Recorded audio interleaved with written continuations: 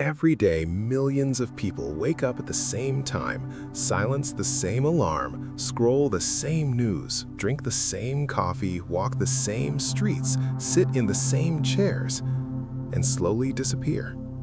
Not physically, existentially. They don't notice it happening. No one ever does. It doesn't come with pain at first. It comes with routine, with adaptation, with small agreements made with life. I'll do this for now. I'll change later. This is just how things are. And then, one day, later never comes. What comes instead is something far more subtle and far more tragic. A life that functions but does not mean anything. You see it everywhere. In the man who laughs loudly but feels strangely absent from his own life. In the woman who has everything she was supposed to want and feels nothing when she gets home. In the young person who already speaks like someone who has given up. In the old person who no longer talks about the future, only about what could have been. These are not broken people. They are adapted people. And adaptation is one of the most dangerous drugs ever invented. Because it works. It allows you to survive in a world that does not care who you are, only what you produce. It allows you to fit into systems that were not built for human souls, but for efficiency. It allows you to be approved, tolerated, promoted, included. And slowly, without any dramatic moment, without any clear tragedy, something essential is negotiated away. Not your job, not your relationships, not your comfort. Yourself. Carl Jung once wrote, "The privilege of a lifetime is to become who you truly are." But if that is true, then why do so few people claim that privilege? Why do so many die without ever having lived as themselves? Because becoming who you are is not a beautiful process.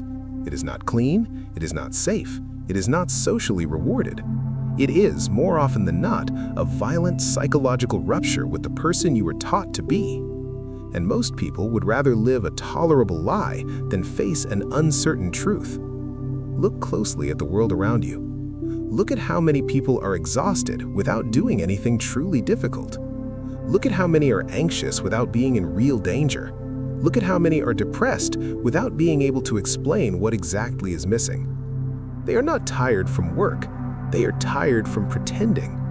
They are tired from maintaining a personality that is not rooted in their deepest nature. They are tired from living a life that looks acceptable from the outside and feels foreign on the inside.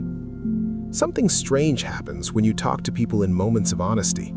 Not in public, not on social media, not in the roles they perform, but late at night, or after a few drinks, or in moments of quiet collapse. They don't talk about what they want to buy. They talk about what they wanted to become. I used to want to. I always thought I would. Sometimes I wonder what would have happened if. Those sentences are not nostalgia. They are grief. Grief for a version of themselves that was never allowed to exist. And here is the most uncomfortable part. No one usually kills that version. It is abandoned. Slowly, responsibly, rationally. In the name of stability, in the name of security, in the name of being realistic. And then, one day, years later, the person looks at their own life the way a guest looks at a stranger's house. It works, but it doesn't feel like home. Jung understood that the human psyche does not forgive this kind of betrayal. What you resist persists. What you deny controls you. The parts of you that were silenced do not disappear. They wait, and they return as anxiety with no clear cause, a sense of emptiness that no achievement fixes, irritability, bitterness, or quiet despair. Addictions, compulsions, and the constant need to escape yourself. Not because you are weak, but because something in you is unlived. Modern society is very good at creating functional people, but it is terrible at creating whole people. It teaches you how to earn a living, but not how to live. It teaches you how to behave, but not how to become. It teaches you to adjust, but not to listen to what is trying to be born inside you. And this is where the real conflict begins. Because there is a part of you that knows when you are lying to yourself, knows when you are shrinking, knows when you are choosing safety over truth. And that part does not negotiate. It either gets heard, or it turns your life into a quiet psychological war. This is not a story about becoming better. It is a story about becoming more honest. Not with others, with yourself. Carl Jung called this individuation.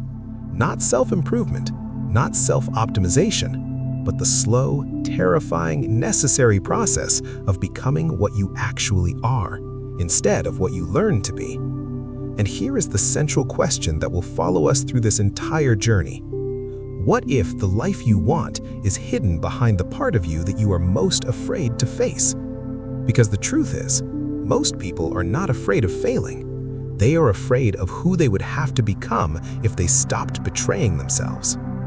This is a story about masks, about shadows, about fear, and about the strange, painful, liberating process of becoming who you are afraid to be. Nobody tells you the exact day it happens. There's no ceremony, no announcement, no clear before and after. One day, you are still something raw, chaotic, unfinished. And some years later, you are acceptable, useful, understandable, predictable, and strangely distant from yourself. In childhood, you don't yet know how to hide. You laugh when something is funny. You cry when something hurts. You want what you want without explaining yourself to anyone. Then slowly, very slowly, the world starts to correct you. Not always with cruelty, often with good intentions. Don't say that. Don't do that. That's not appropriate. People like you should be normal, be realistic, be like this. And you learn. You learn which parts of you bring approval. You learn which parts bring silence. You learn which parts bring rejection. And because you are human, you do what humans have always done to survive. You adapt. Carl Jung called the social personality that emerges from this process the persona. The persona is a kind of mask designed to make a definite impression upon others and to conceal the true nature of the individual. At first, it is just a tool, a way to function, a way to belong, a way to move through the world without constant friction. But something dangerous happens when a tool is worn for too long. It starts to feel like skin. Think about how people introduce themselves. They don't say who they are, they say what they do. I'm an engineer, I'm a student, I'm a businessman, I'm a mother, I'm a nobody. As if a human being could be summarized by a function, as if existence were a job description. The persona is not a lie in the beginning, it is a compromise. But most lives are not ruined by lies. They are ruined by compromises that are never revisited. At some point, almost without noticing, people stop asking, "Is this really me?" and start asking, "Is this acceptable? Is this safe? Will this work?" And then, one day, even that question disappears.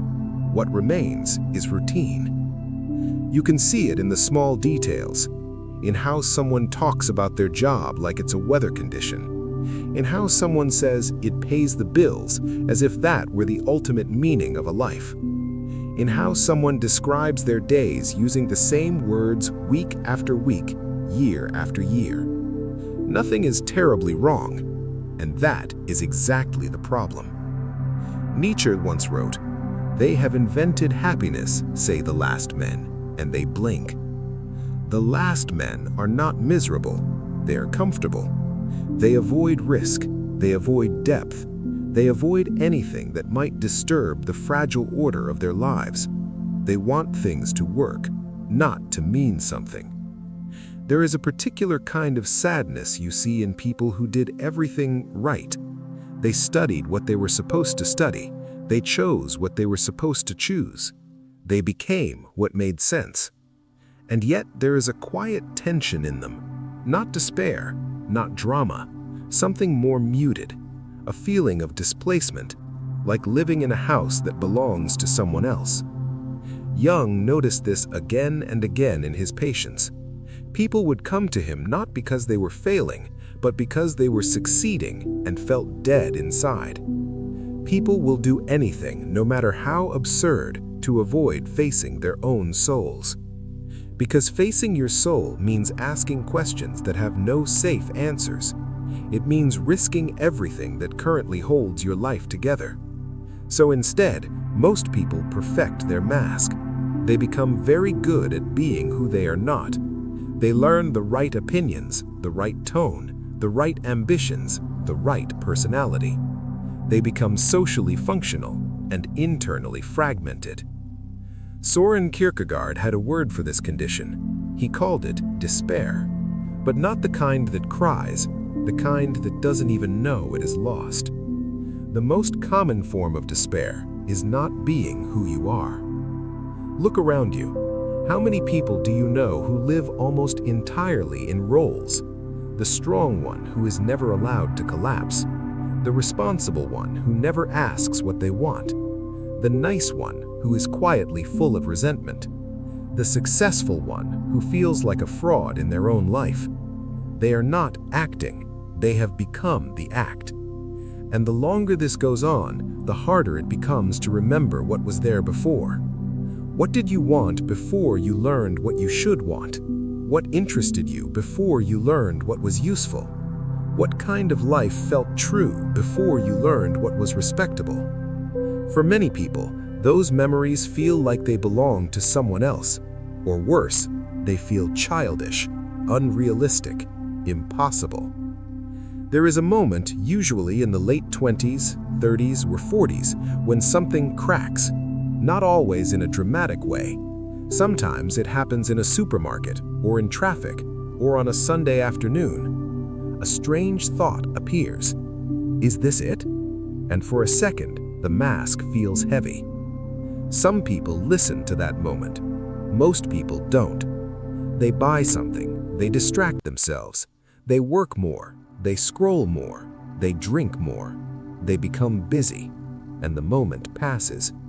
But it does not disappear, it waits. Jung warned, when an inner situation is not made conscious, it happens outside as fate. What you refuse to confront inside becomes the shape of your life outside. This is why so many people feel trapped without being imprisoned, why they feel tired without doing anything meaningful, why they feel anxious without any visible danger. They are not exhausted by life, they are exhausted by being someone they are not. Here is the most disturbing part. No one is forcing them. At some point, they started cooperating with their own disappearance. The persona promised them safety, and it delivered, but it also quietly took something in return, their potential life. And this brings us to the question nobody wants to ask. If you are not the roles you play, if you are not the function you perform, if you are not the personality you learned, then who are you? And what would collapse in your life if you actually tried to become that person?